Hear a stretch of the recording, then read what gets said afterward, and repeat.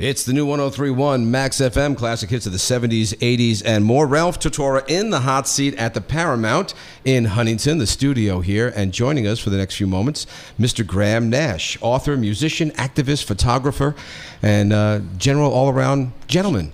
And generally just a human being. Exactly. How are you, Ralph? Very well, thank you. And Good. you? Good, excellent, thanks.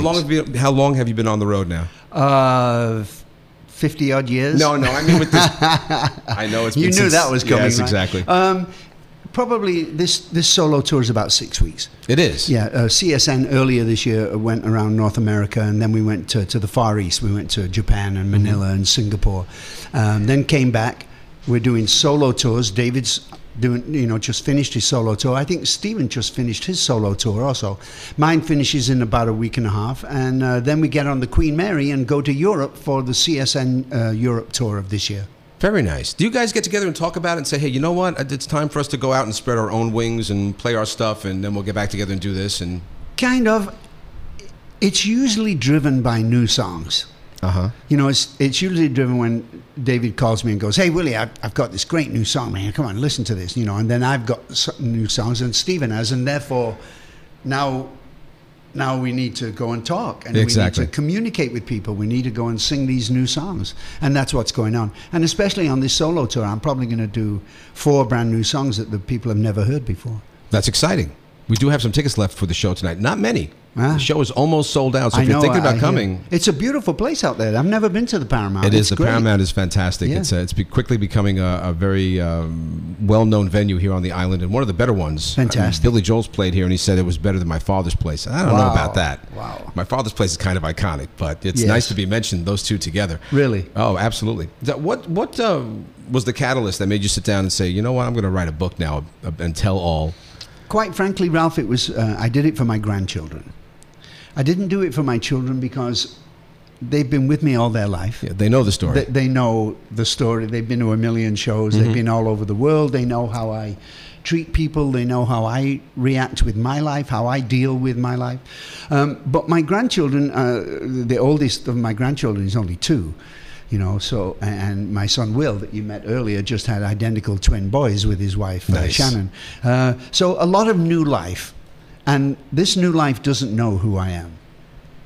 And maybe when they grow up, they may be a little curious. And that's why I wrote it. Now, I have not, unfortunately, had the chance to read it yet. I know it's been out for almost 2 years now, if I remember correctly. Anything in the book that you divulge that maybe the general public didn't know until you wrote it? Lots and lots of things. Give us an example. Well, obviously, my relationship with David has been thrilling and troublesome. And everybody knows, what David went through. There are certain things that went on between David and I that I talk about in the book. When I was asked to write the book, I decided that you can't lie, But having said that, we all have our own truths. Right. I mean, for instance, Stephen still thinks that the first time we ever sang together was in Cass's kitchen, which is not true. I mean, you talk to me and David, and we absolutely understand that it was in Joni's living room that the very first time that we ever sang together. So my point is that we all have our own truths. But with my book, Wild Tales, I wanted to be as honest as possible. How long did it take you to write it? Did it all come fairly quickly? 8 months, maybe. It was fast. Yeah, it is fast, considering you talk about... I have a good memory, and I've had a very interesting life. As a matter of fact, when I got to the end of the first manuscript, I looked down at the pile of paper and I said to myself, my God, I wish I was him. Because it sounded so ridiculous. And I've never been one to look back because there's really not a lot you can do about the past. Exactly. But you can, you can look forward to the show I'm doing tonight, this interview that we're doing right now, the song I'm writing in my head as we're talking. There's a lot of things to look forward to. Because, quite honestly, it can get quite depressing out there in the world. We know that, right? But we have to remain positive and we have to remain optimistic. My wife is famous for telling me, anyway, she always needs something to look forward to. She always likes to look forward. Well, that keeps you living longer, I believe. I would tend to agree with you. So, okay, the tour ends. Let's look forward. What's the next thing on the plate? There's a lot of things going on in my life, and music is only one of them. You know, I've been painting a great deal for the last 5 or 6 years. You too. Mellencamp has been doing a lot of painting lately, and other people as well. I mean, well, we're communicators, and we need to express our life and our opinions and reflect our society and what's happening. You know, and when you're not writing songs, then maybe you need to take pictures, or in my case, sculpt or collect or paint, or go out with my camera. I don't think I'll ever get like writer's block, because if I'm not writing, I'll be doing something else creative. Or you're absorbing for the next writing to happen. Exactly. How long have you been a photographer? I love I've been a photographer myself. longer than I've been a musician. Yeah, huh? The first portrait of my mother that I took, that I thought was a decent photograph, was taken when I was 11. And ever since, just going at it. I've just been witnessing my life, now and it's been a fascinating story. And you do have a book as well of your photographs. I do. Yeah. That's why I said author before. You have several books, actually. Yes. There's Eye to Eye, which I published, privately, which is about 185 of my images. And then I curated a show at the EMP, which is the Experience Music Project in Seattle. Paul Allen, who is Bill Gates' partner, built this beautiful building and wants to bring music into kids' lives, because, quite frankly, it's very, very disappointing when a school budget is cut. And it's usually the music and the art that go first, and it's usually football that goes last. Now, I'm a football fan, obviously, but it's proven scientifically that if there's music in kids' lives, they are less likely to get into a gang, they get better grades, they think better about themselves. It's just music is a great thing in life, and I want to support that notion. And You're absolutely right. We have to get on with our lives and have a great time, because it'll be over soon. I think people are beginning to realize that. The studies are there, as you say, and people are beginning. By people, I mean people that control the money that go to the school budgets. I think they're starting to get it. That we took this away, and look what's happening. We need to bring this back. We need to bring back the creative elements. Exactly. Not just the sports and recreation, but also music. Indeed. Keep the mind active and yes. Different kids. And music is a very interesting language. I don't know any of my friends that write music, and yet we can play with orchestras and get what we want out of them. And create songs. So I want to go back to the photography just for a quick second. You've been photographing for a long, long time, and the question just went out of my head. Don't you love when that happens? But you're a photographer too, you said. Yes, I not as robust as you, not as active as you, but I did take some courses in college and learned about composition, and I also studied television, cameraman, that whole thing. So got it. I know. So you're a visual person as well. Exactly. People hand me their camera. Hey, can you take a picture of us? Hey, here's the money shot, and I hand it back. They go, wow, it is really good. Yeah. So composition definitely helps. Give it Ralph. He'll take it. Yeah, exactly. My wife is also very good. That's one of the things that attracted me to her. She's a great photographer as well. Oh, nice. But that's right. Photography's been on the plate for a while. But painting, the actual, stretching a canvas and throwing some paint on there. How long has that been part of your life? Here's what happened during the 1974 CSNY tour of stadiums. Right, we did 31 really large places in that tour. It was a little crazy, as you can probably imagine, with all the drugs and the food and the excess and the limousines and the private planes and la la la la. Yeah. And food for 8 million after the show, all that silly kind of stuff.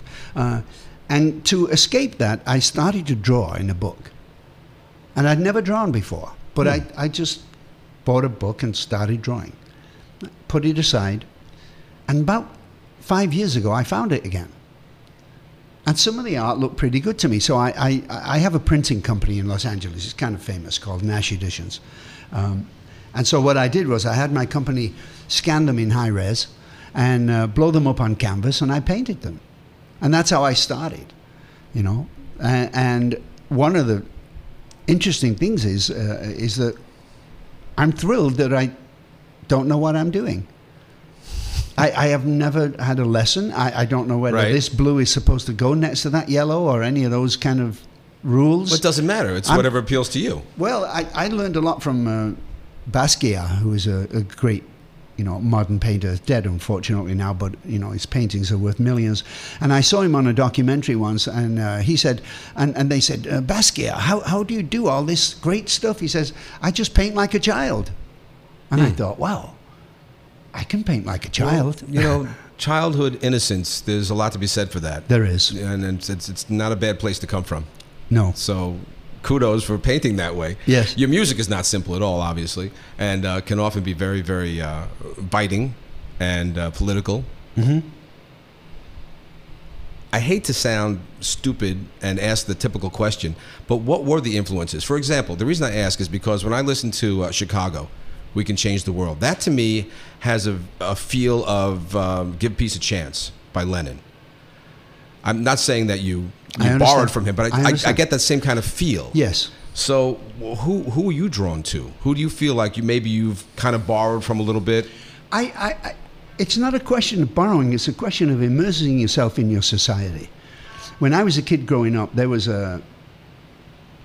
great anti-nuke walks from Aldermaston to London, and I saw them on, and it was the first protest things I'd ever actually witnessed, and I was only maybe 14 or 15 or something, but it really affected me that people would feel enough about a certain subject to get out on the street and physically, march and demonstrate in support of whatever cause that they were supporting. So from a very early days, I mean, even with the Hollies, I wrote a song with Alan and Tony called Too Many People, which was about the population explosion and the fact that the planet, might not be able to sustain, the population doubling, in the next 50 years, which it's supposedly going to happen. Wow. All my life, I've wanted to give back. I'm an incredibly lucky man. I was supposed to, do what my dad did and what my grandfather did, and if it was good enough for them, lad, well, go to the mill or go down the mine and, work. But I fortunately had parents that supported my musical ambitions, for which I'll be forever grateful, and it's probably the reason I'm talking to you right now. Supportive parents are very, very important, for sure. Yeah. I've always done that with my kids. I'm sorry if I seem a little bit distracted. Here I am.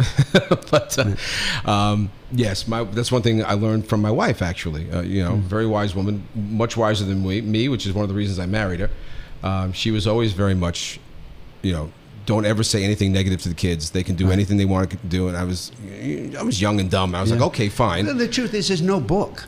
No, there isn't. You can't turn to page 43 if something's going wrong and say, this is how you deal with it. There's no book. And now here you are, you're touring with your son, Will. Yes. And he's, does he manage you, or does he actually play in the band too? He just takes care of me on the road. And I take very little taking care of. I'm a self-sufficient man. I take care of my own stuff, But we do need help, because we're traveling around the world, going to different places and...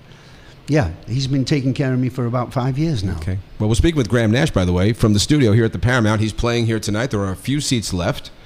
I appreciate the time. I know it's been longer than you anticipated staying with us, so thank you, Ralph. I do appreciate you coming here. Anything we didn't mention that you want to talk about? Briefly. Only that the shows have been fabulous. The audiences have been wonderful. I feel really loved. I feel really appreciated, and I'm having a great time. And that's about all you can ask for, I guess. Of Graham, course. thank you again. It's the new 103.1 Max FM.